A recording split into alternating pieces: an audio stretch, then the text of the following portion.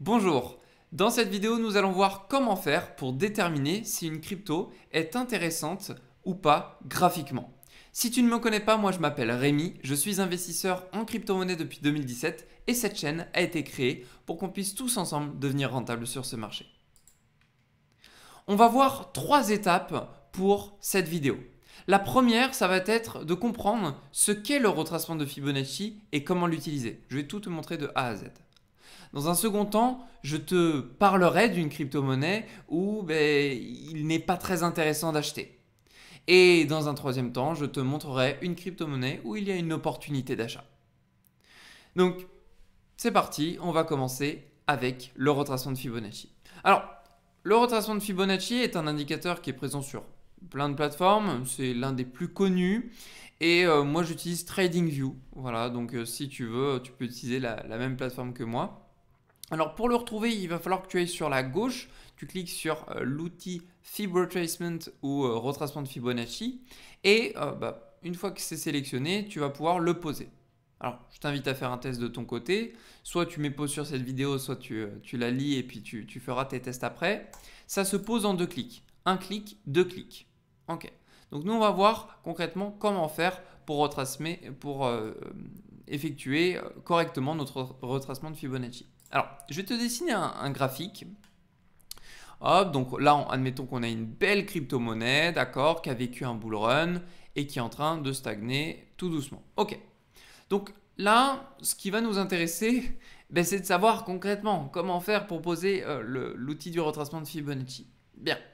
Eh bien, on va sélectionner l'indicateur et pour correctement poser le retracement de Fibonacci, on va prendre l'extrémité la plus basse, donc qui se trouve juste ici, et on va aller chercher l'extrémité la plus haute.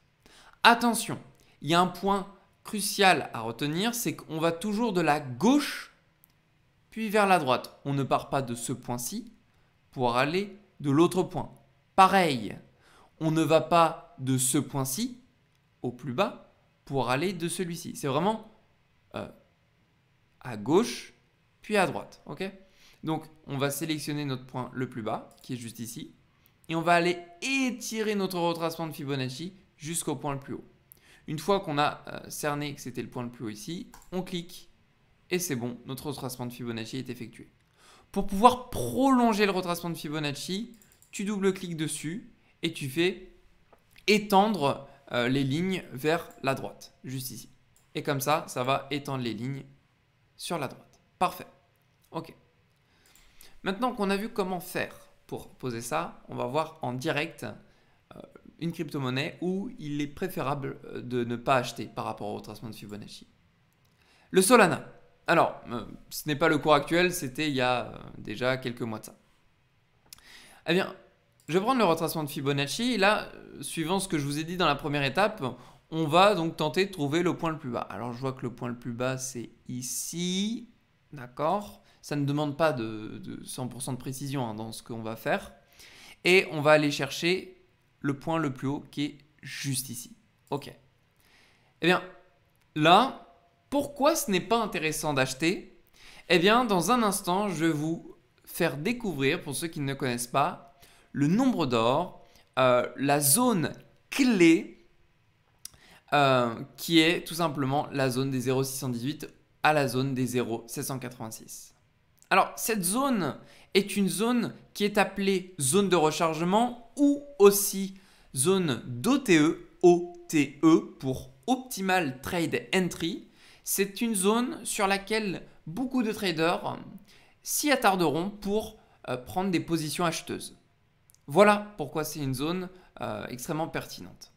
Donc, pour qu'on la mette en valeur, on va double-cliquer sur notre retracement de Fibonacci. On peut décocher toutes les cases, sauf les 0,618.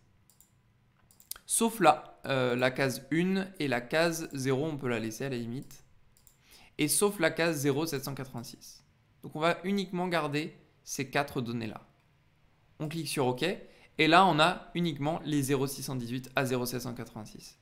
Donc là, on le voit, nous ne sommes pas en dessous des 0,618, nous ne sommes pas compris entre ces deux zones-là, donc on n'achète pas. Ok.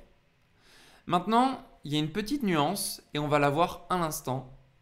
Et c'est la troisième étape. Nous avons ici le graphique d'Elrond. C'est son cours actuel au moment où je vous fais cette vidéo, qui est à 55 $. Eh bien, je vais prendre mon outil de retracement de Fibonacci et là, je vais l'étirer donc en partant du plus bas, de la gauche vers la droite jusqu'au point le plus haut. Et là, on a l'indicateur qui nous montre les 0,618 à 0,786. Et à ce moment-là, il est intéressant d'acheter. Et voilà quelque chose que j'adore, c'est que moi, j'aime pas vous montrer des règles toutes préparées et vous dire qu'ensuite, il peut y avoir des exceptions. On a une superbe exception sous nos yeux. Là, qu'est-ce qu'on voit? On voit que le prix est parti en dessous des 0,786. Et bien dans ce cas de configuration, c'est très bien. Ça n'a rien de grave en fait. C'est-à-dire que dès lors qu'on est en dessous des 0,618, c'est une excellente zone d'achat. La preuve en est qu'on a eu à multiples reprises rebonds, vous voyez, entre les 0,786 et les 0,618. C'est pour dire que là, on a des acheteurs qui se prononcent. Mais ça n'empêche pas le prix à partir plus bas s'il le veut. Néanmoins, vous êtes ici en dessous des 0,618. C'est une excellente zone d'achat. Voilà comment déterminer graphiquement si une crypto-monnaie est intéressante ou pas. Vous avez la possibilité de rejoindre le Discord, qui est le premier lien dans la description. Vous y retrouverez des alertes de trading, forex, scalping, crypto-monnaie. Tout est 100% gratuit et vous aurez aussi nos formations vidéo qui sont sur l'imposition crypto, analyse technique, initiation à la bourse, cours sur les exchanges, également 100% gratuit. C'est le premier lien dans la description. Merci à tous d'avoir regardé cette vidéo et si c'est la première fois que tu me vois, je te souhaite un bel accueil sur cette chaîne YouTube. Merci à toi et on se retrouve dans une prochaine vidéo.